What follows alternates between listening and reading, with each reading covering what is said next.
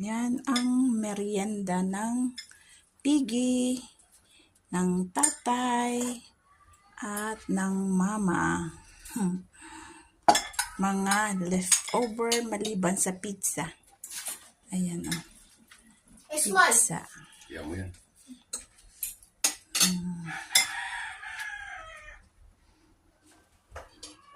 Merry Christmas! Ayan, pinapaalis si Small kasi makulit si Small. Ayan. Thanks for watching. Bye-bye. Kainan na. Let's eat.